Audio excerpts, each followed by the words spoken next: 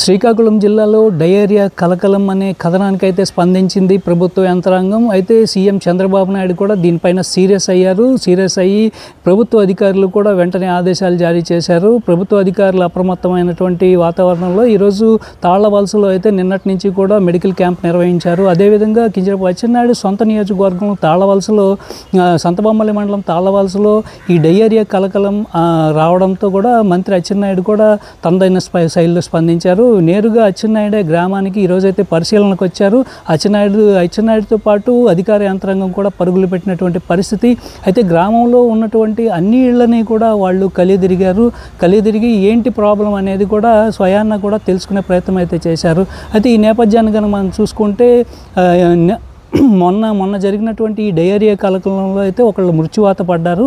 ఆ మృత్యువాత పడడంతో కూడా ప్రభుత్వాన్ని కూడా పూర్తిగా కలిసివేసింది. ఈ నేపథ్యంలో కింజరాపు అచ్చెన్నాయుడు సొంత నియోజకవర్గంలో ఇలాంటి సంఘటన జరగడంతో కూడా ఆయన స్వయంగా పరిశీలించడానికి కూడా ఆ నియోజకవర్గంలో ఉన్నటువంటి ఆ గ్రామానికి అయితే చేరుకున్నారు. ఆ గ్రామంలో కూడా పూర్తి స్థాయిలో అయితే అధికారులని ఆదేశించారు. తక్షణమే దీనిపైన చర్యలు తీసుకోవాలి, నీటి శాంపిల్స్ కూడా తీయాలి, నీటి శాంపిల్స్ తీసిన తర్వాత దానిలో ఏంటనేది కూడా నివేదిక ఇవ్వాలంటూ కూడా ఆయన అయితే ఆదేశాలు జారీ చేశారు. ఈ ఆదేశాల మేరకు కూడా జిల్లా కలెక్టర్ స్వయంగా ఇంటింటికి వెళ్ళి కూడా నీటి శాంపిల్స్ కూడా తీసినటువంటి పరిస్థితి అయితే మనం చూసుకోవచ్చు. అయితే ప్రతి ఇంటికి వెళ్ళి ఆ నీటి శాంపిల్స్ తీసుకోవడంతో పాటు వాళ్ళ ఇంట్లో ఉన్నటువంటి పూర్వ నేపథ్యాలు కూడా అడిగి తెలుసుకున్నారు కలెక్టర్.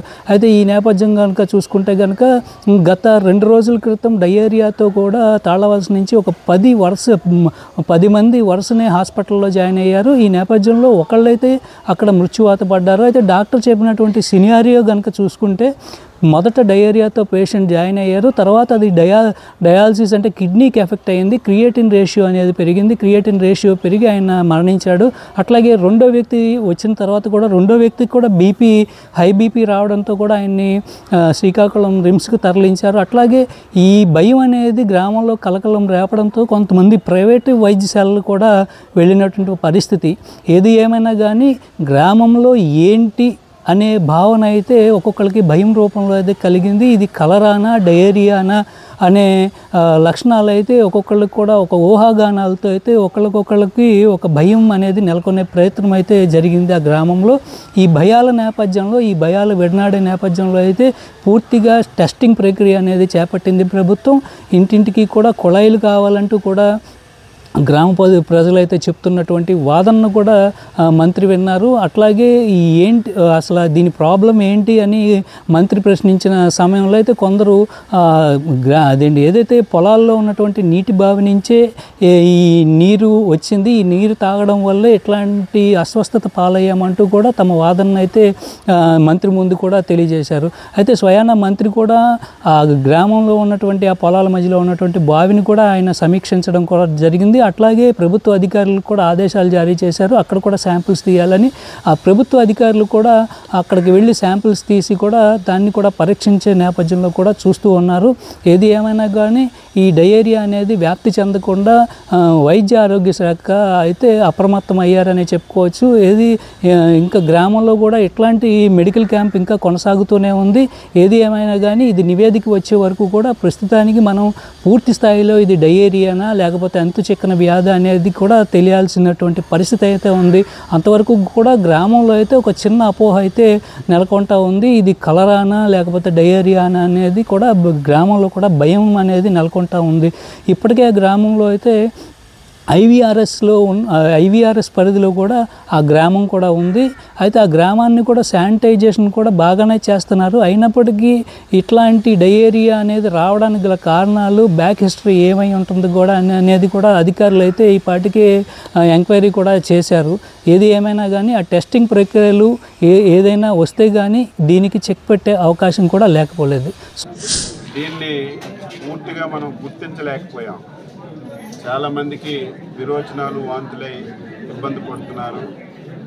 ఈ టెస్టుల్లో ఒకళ్ళిద్దరికి క్రియేటినం కూడా పెరిగినట్టుగా రిపోర్ట్లు వచ్చాయి. ఎందుకు ఈ వచ్చిందో ఇది స్పష్టంగా తెలుసుకోవాల్సినటువంటి బాధ్యత మనందరిపైన ఉంది. కాబట్టి ఇప్పుడే కలెక్టర్ గారు మేమందరం అనుకొని ఈ గ్రామ పంచాయతీని పూర్తిగా టీమ్స్ పంపించి ప్రతి ఒక్క పర్సన్ యొక్క బ్లడ్ శాంపిల్స్ అన్నీ కూడా తీసుకొని ఎందుకు ఇది వచ్చిందో ముందు నిర్ధారణ చేసే కార్యక్రమానికి శ్రీకారం చుట్టాము. రెండవది, వివిధ కారణాలు చెప్తున్నారు. డ్రింకింగ్ వాటర్, ఆ రోజు నేనే శాసనసభ్యుడిగా ఉన్నప్పుడు డ్రింకింగ్ వాటర్ స్కీమ్ ఇచ్చాం. ఒక ప్రైవేట్ వ్యక్తి వెళ్ళిస్తే ఆ వెళ్ళ ద్వారా ఎన్ని సంవత్సరాలు డ్రింకింగ్ వాటర్ ఈ గ్రామస్తులందరూ తాగుతున్నారు. ఎప్పుడూ అటువంటి సమస్య కూడా లేదు. అందుకే ఈ గ్రామంలో ఎవరైతే బోర్ వాటర్ తాగుతున్నారో ఆ వాటర్ కానీ, గ్రామమంతటికి సరఫరా అవుతున్నటువంటి ఆ వెల్ వాటర్ కానీ ఇప్పటికే సేకరించి టెస్ట్ కూడా చేయడం జరిగింది. వాటర్లో ఎటువంటి తేడా లేదని రిపోర్ట్ వచ్చింది. అయితే మళ్ళీ ఆర్డబ్ల్యూఎస్ అధికారులకు ఆదేశాలు ఇచ్చాం. ఇక్కడే కాకుండా విశాఖపట్నంలో ఇంకా వెల్ ఎస్టాబ్లిష్డ్ ల్యాబ్స్ ఉన్నాయి. అందులో కూడా ఒకసారి వాటర్ టెస్ట్ చేసి వాటర్లో ఏమైనా ప్రాబ్లం ఉంటే అది కూడా తెలుసుకొని దానికి కూడా చర్యలు తీసుకోవడం జరుగుతుంది. ఇప్పటికే ఈ గ్రామ పంచాయతీకి ఒక 60 లక్షల రూపాయలు నేను మొన్నే గవర్నమెంట్ మంజూరు చేశాం. టెండర్లు కూడా పూర్తయ్యాయి. ఒక వారం రోజులు ఆ పనులు కూడా స్టార్ట్ చేస్తాం. వీళ్ళందరూ మాకు టెక్కలు వాటర్ ఇస్తే బాగుంటుంది అంటున్నారు. అది కూడా ఈ గ్రామంలో ఇంటింటికి కొలాయి ఇచ్చి ఆ టెక్కల నుంచి వాటర్ ఇవ్వడానికి ఆ కార్యక్రమం కూడా త్వరలోనే చేపడతాం. ఎందుకు వస్తుందో ముందు మనం నిర్ధారణ చేయాలి. ఎప్పుడు కూడా ఈ గ్రామంలో అటువంటి పరిస్థితి ఎప్పుడూ లేదు. ఇటువంటి సమస్య ఎప్పుడు వచ్చి పేషెంట్లు చనిపోవాలనే పరిస్థితి లేదు. కాబట్టి ఎవరు ఆందోళన చెందవలసిన అవసరం లేదు. ప్రభుత్వం అప్రమత్తంగా ఉంది.